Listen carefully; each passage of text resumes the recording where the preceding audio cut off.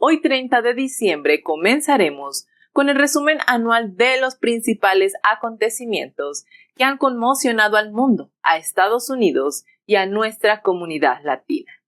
La finalidad de este conteo mes a mes es para que tomemos conciencia de nuestro papel como ciudadanos libres y bien informados para proteger nuestra seguridad y la de nuestros familiares y amigos. Y el próximo año 2022 estemos atentos y unidos para denunciar la maldad y anunciar la verdad a quienes nos rodean con datos duros y cordialidad. Esta es la mejor forma de luchar por sostener, mantener y promover los auténticos valores éticos y cívicos en nuestros pueblos. Hoy reflexionaremos sobre los sucesos entre enero y junio del 2021. A ti que buscas la verdad, bienvenido. Soy Laura Hernández y estás en Factor Sorpresa. ¡Comenzamos! Enero comenzó con las situaciones candentes que veníamos arrastrando tras las elecciones de noviembre del 2020 y las abundantes pruebas de la palabra censurada por los grandes medios de comunicación al servicio del imperio del mal, del pantano, digamos.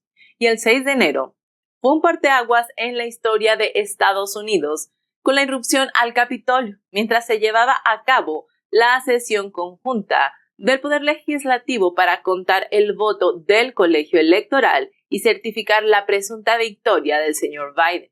Ese mismo día es el día en que algunos republicanos impugnarían los resultados, alegando que hubo irregularidades. Y digo irregularidades, ya que no podemos decir la palabra que quedó censurada o cancelada del vocabulario de estas plataformas, ¿lo recuerdan? Y bueno, justo cuando estos republicanos valientes comenzaron la impugnación, comenzó la locura.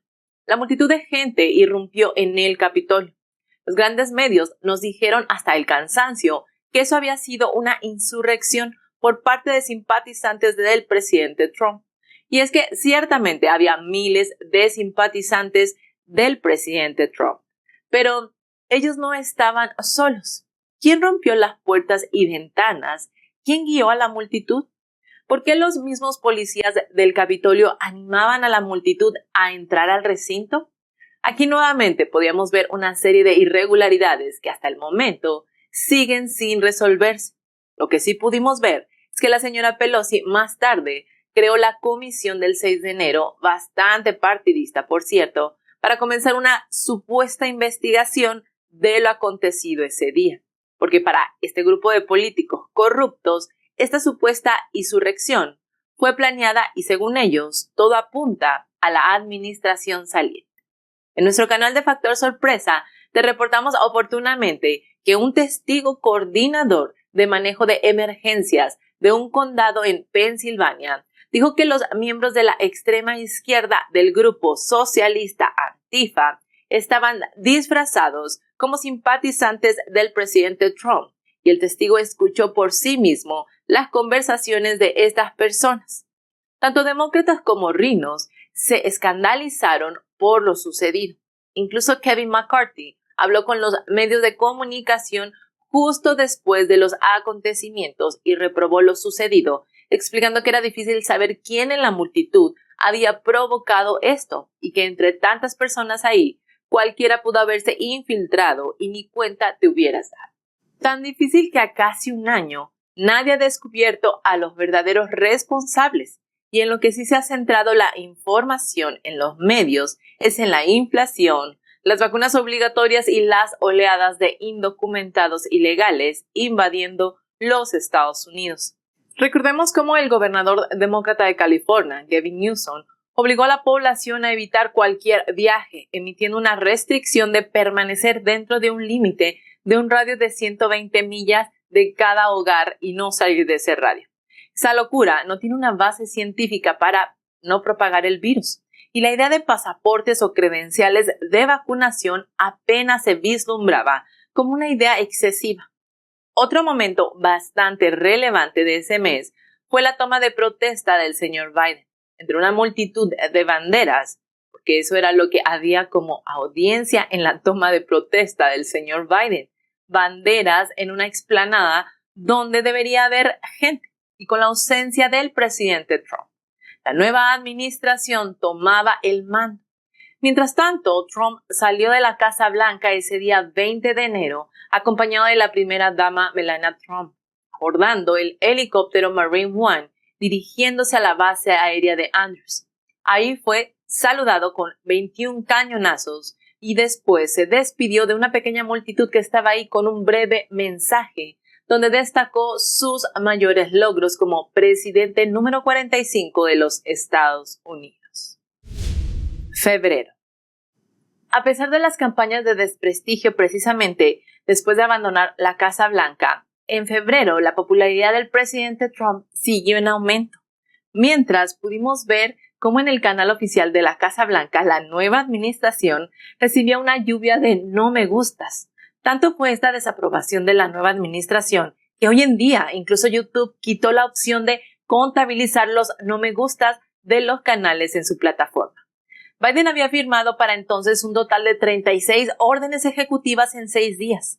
Ningún presidente en la historia de Estados Unidos fue tan eficiente, o podríamos decir que ningún presidente en la historia firmó papeles sin saber qué hacía. De hecho, en una ocasión se le pudo escuchar decir, no sé lo que estoy firmando. Luego vimos un Capitolio blindado con cientos de soldados, integrantes de la Marina y cuerpos especiales de las heroicas Fuerzas Armadas de los Estados Unidos, a quienes, por cierto, los hospedaron sin baños ni alimentos en los estacionamientos helados de los edificios gubernamentales. Luego, febrero fue testigo del inicio de un contraataque de represión y censura despiadado por parte de los grandes medios de comunicación, por lo que, por ejemplo, Andy Jassy, el jefe de servicios web de Amazon, fue quien dio el golpe fatal a la plataforma Parler, ¿recuerdan? Principalmente ocupada por simpatizantes del presidente Trump, quien para entonces ya había estado censurado de todos los medios. O también Proyecto Veritas, que estuvo fuera de Twitter, o como vimos a Mike Lindell, que fue censurado, entre otros tantos personajes conservadores y que hasta hoy en día se sufren las consecuencias de esta cacería de brujas. Y bueno, a pesar de que el 9 de febrero comenzó la farsa del juicio político contra el presidente Trump, su equipo de defensa, dirigido por 2 abogados, Bruce Castor y David Schoen, declararon que la Constitución requiere una acusación contra la persona que realmente ocupa el cargo y que Trump está ejerciendo su derecho de libertad de expresión de la primera enmienda, por lo que era de esperarse que esto no prosperó. Tanto los legisladores republicanos como los demócratas declararon públicamente que querían que el juicio político fuera rápido, porque las cámaras no podrían avanzar en sus prioridades legislativas hasta que se completara el juicio. Mientras que Pompeo, el exsecretario de Estados Unidos, nos recordaba la amenaza que representa el Partido Comunista Chino para el país, él declaró en un tuit lo siguiente y ahora lo cito. El PSC no solo ha destruido millones de empleos estadounidenses, sino que está detrás de las puertas. Están presionando a los miembros del Congreso, están trabajando en nuestras juntas escolares y ayuntamientos para tratar de cambiar nuestra forma de vida. Nosotros juntos con nuestros aliados debemos tomar en serio la amenaza que representa China. Luego vimos cómo salían a la luz los contubernios del hijo de Biden con los socialistas rusos y chinos y la infiltración comunista en todos los ámbitos y sectores de la sociedad estadounidense, como con la aplicación TikTok y todos los productos y servicios de Huawei. Y ya desde febrero comenzamos a ver cómo Texas y Florida comenzaron a perfilarse como los paladines de la libertad y la democracia, al oponerse a la censura y a las restricciones gubernamentales federales, como veremos en los meses siguientes. Febrero es el mes en que Biden revocó las políticas migratorias de Trump, dando inicio a la gran crisis de la frontera sur que hasta el día de hoy se sigue viviendo.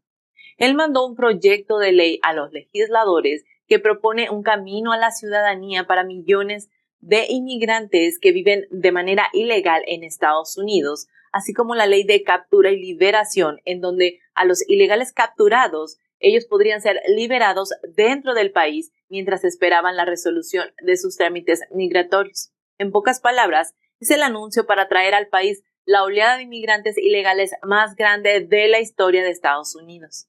Este mismo mes, el ex asesor adjunto de seguridad nacional de la Casa Blanca de Trump, Matt Pottinger, que por cierto domina el chino, reveló en una entrevista con el programa Face the Country de la CBS, esto fue el 21 de febrero, que el virus probablemente se filtró de un laboratorio de Wuhan. También acusó al PSC de no compartir información útil con ningún país después del brote del virus. Y bueno, sin dejar de mencionar que la OMS repitió y repitió las mentiras del PSC, haciéndolos también responsables de la pandemia provocada por el PSC. Marzo.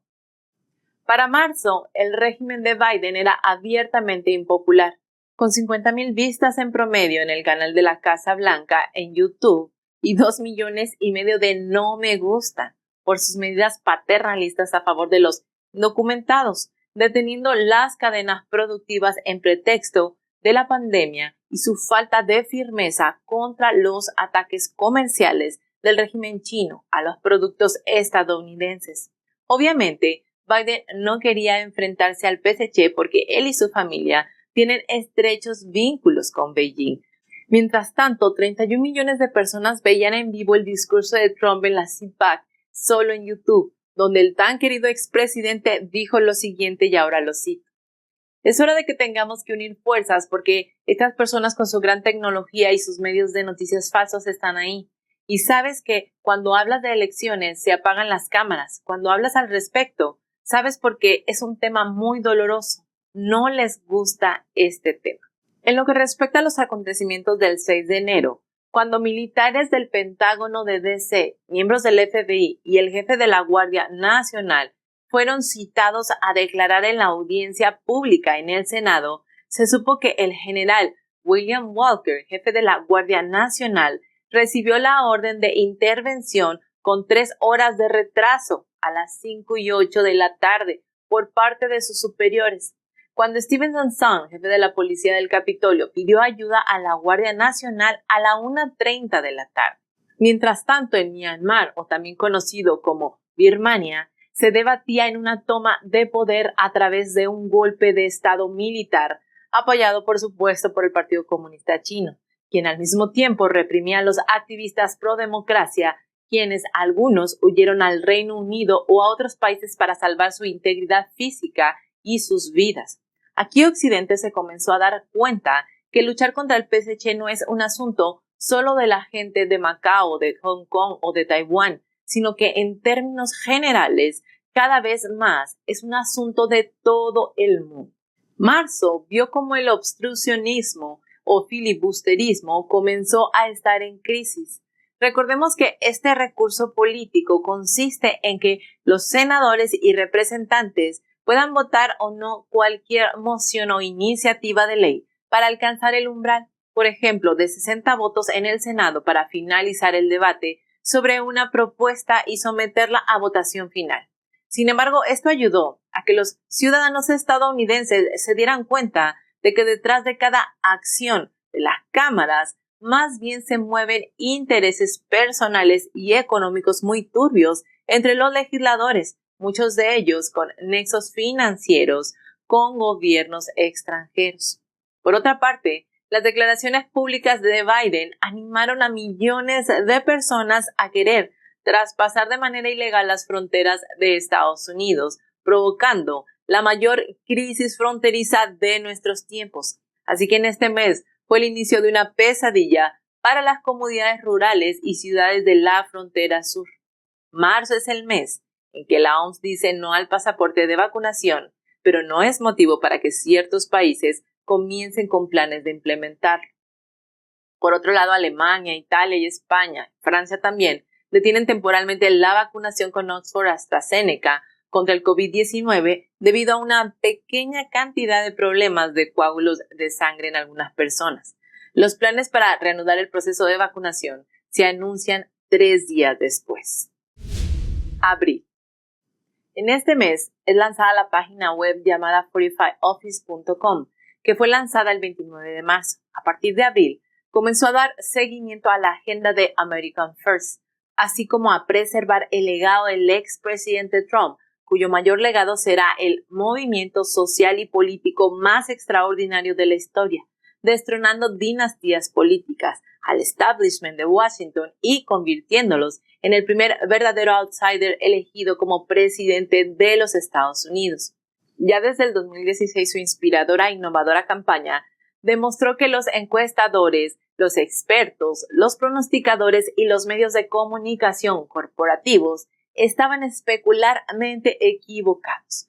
Movilizó a los votantes con mítines masivos, llegó a los corazones y a las mentes de los estadounidenses con su visión de rejuvenecimiento nacional y superó prácticamente todas las estructuras de poder atrincheradas políticas y financieras y logró una victoria decisiva, ganando estados que ningún candidato presidencial republicano había ganado en décadas, a pesar de la narrativa manipulada de los grandes medios de comunicación.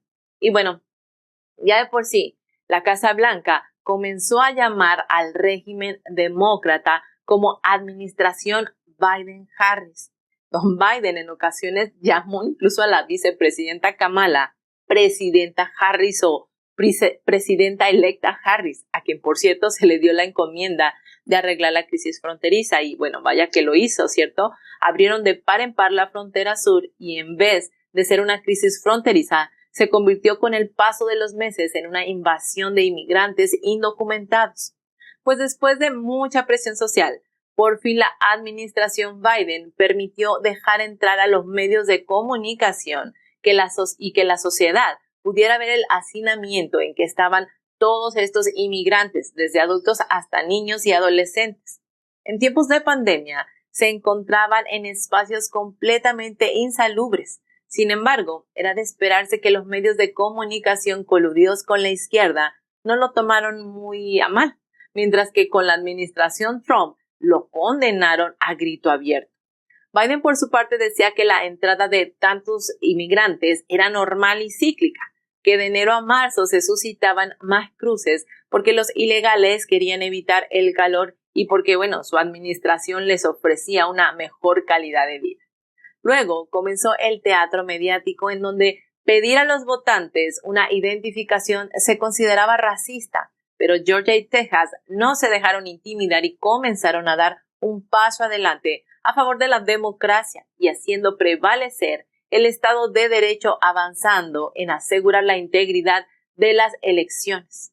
En el caso de Georgia, los izquierdistas se rasgaron las vestiduras. Empresas como CNN, Coca-Cola y las grandes ligas de béisbol contraatacaron la democracia. Por ejemplo, el comisionado de la MLB dijo que hacer el juego de estrellas fuera de Georgia demostraría sus valores socialistas, pero más bien serían sus negocios con el Partido Comunista Chino, ya que la MLB continuaría transmitiendo sus encuentros en las plataformas de transmisión china Tencent, con vínculos importantes con el PSC. Por cierto que Tencent es una de las empresas chinas que abandonó temporalmente los juegos de la NBA como una forma de censura después de que el gerente general de los Houston Rockets se pronunció en apoyo de las protestas a favor de la democracia en Hong Kong.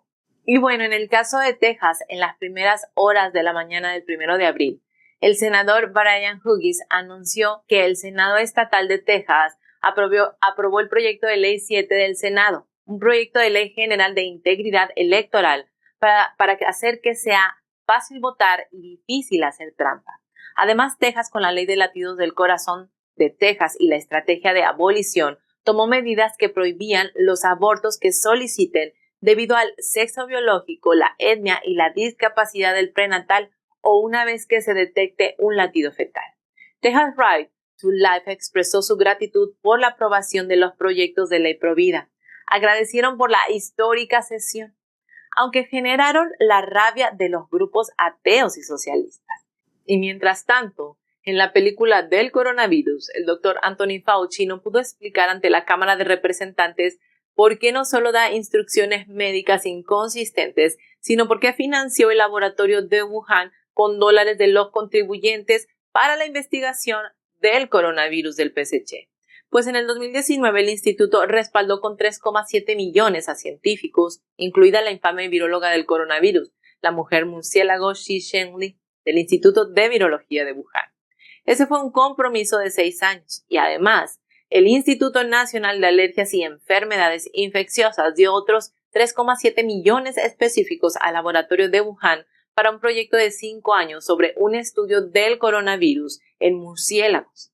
Es en abril donde Florida y Missouri prohíben los pasaportes de vacunación, o el mes donde fueron expuestos millones de datos personales de usuarios de Facebook, incluida la información de Mark Zuckerberg, quien por cierto no usa Meta o Facebook, sino que sus conversaciones las tiene en Signal, una plataforma libre con un cifrado de seguridad alto para la comunicación. Por su parte, Arizona es el primer estado en excluir el control federal de armas. Biden dio su primer discurso en su día 100 en el cargo ante la sesión de ambas cámaras en el Congreso, con proyectos marcados con tintes asistencialistas, socialistas, proyectos de ley de infraestructura humana de más de $1 billón que implicaría una deuda para los contribuyentes a pagarse en al menos 15 años. Fueron más de $3 billones lo que dijo Biden se necesitaría para el paternalismo socialista, y si el Congreso se los aprobara, esta cuota se estaría sumando a la enorme deuda de 6 billones que ya pesa sobre los contribuyentes estadounidenses. ¿Cuáles son las consecuencias del socialismo en Estados Unidos? Ya lo sabemos: aumentos de impuestos y una inevitable inflación en el último trimestre del año. Mayo. La Casa Blanca dice no al pasaporte de vacunación. No habrá base de datos de vacunas ni mandato federal, pero Nueva York fue el primero en lanzar los pasaportes del COVID-19. Florida y Texas en libertad.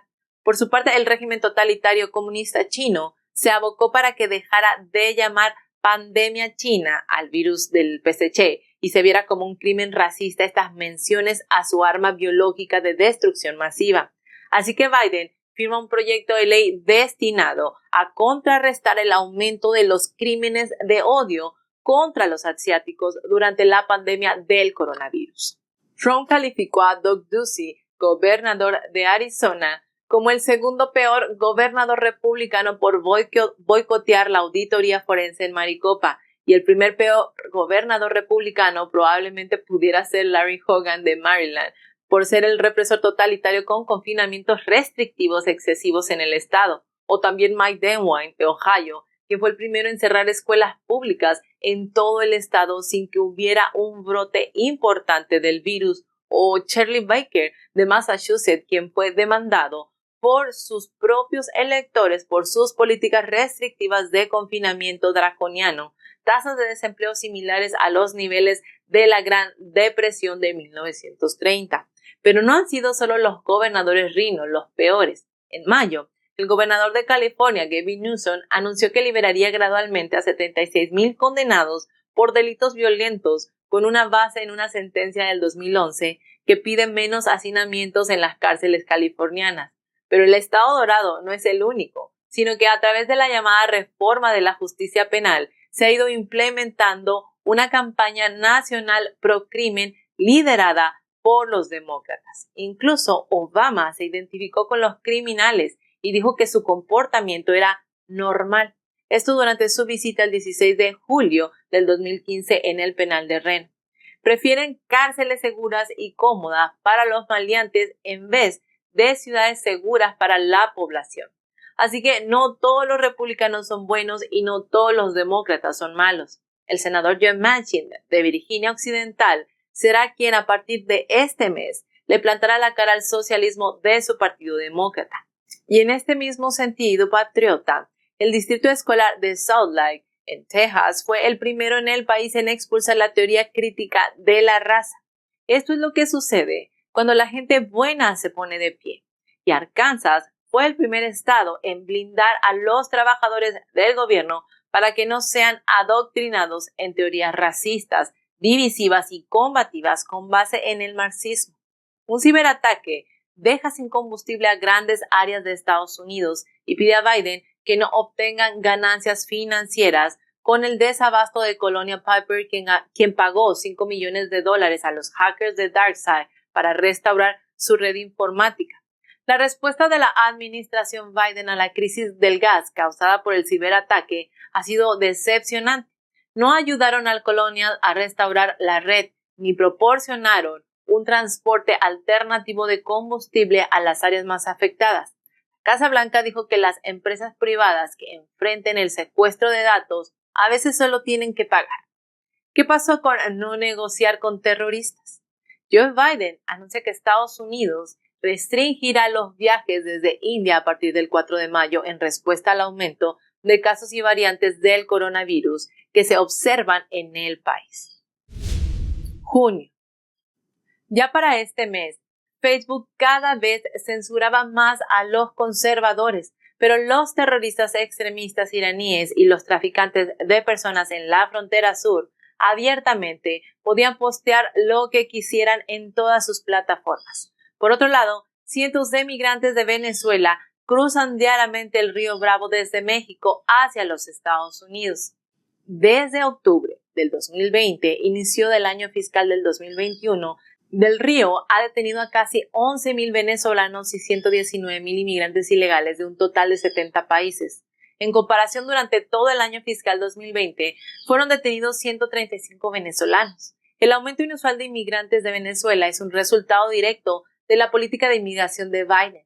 Desde el 8 de marzo, la administración había anunciado que otorgaría el estatus de protección temporal a los venezolanos que habían ingresado ilegalmente a los Estados Unidos, citando la crisis económica en su país de origen como un catalizador de la medida.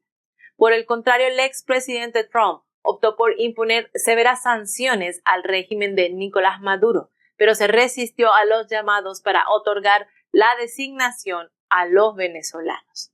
La nueva política de Biden ha sido un gran incentivo para que los venezolanos huyan de su país y después miles de centroamericanos, asiáticos y africanos.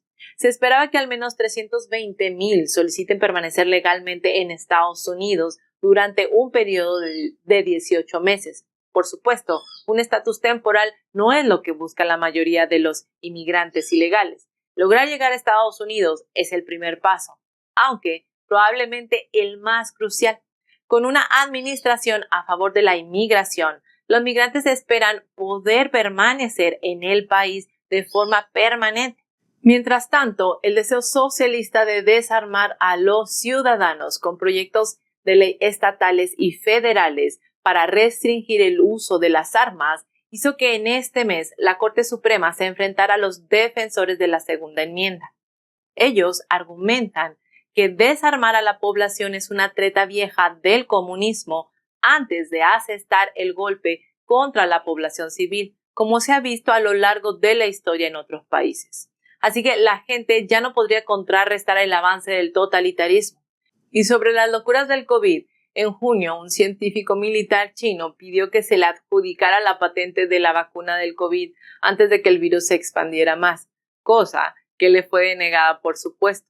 Después salieron a la luz pública documentos sobre la responsabilidad del Dr. Fauci, quien también financió experimentos con fetos de 5 meses abortados.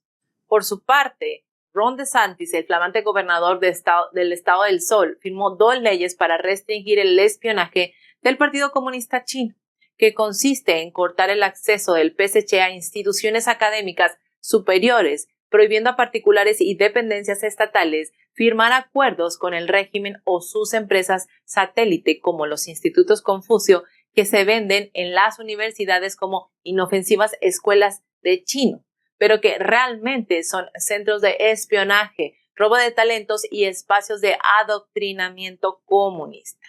Y una triste catástrofe sacude al Estado del Sol. Un edificio residencial en la comunidad de Surfside, en el condado de Miami-Dade, esto en Florida, se derrumba parcialmente matando a 98 personas que habitaban en los 13 pisos de departamentos. Y bueno, con esta nota llegamos al final de la emisión de hoy. Esta es la primera parte de nuestro resumen anual. Te esperamos el día de mañana para la segunda parte. También te invito a darle me gusta a la emisión de hoy, a suscribirte al canal si es que aún no lo has hecho, seguirnos por YouMaker y sumarte a nuestro chat en Telegram. Gracias por estar hasta aquí con nosotros. Te vemos el día de mañana. Recuerda, sigamos en búsqueda de la verdad. Hasta la próxima.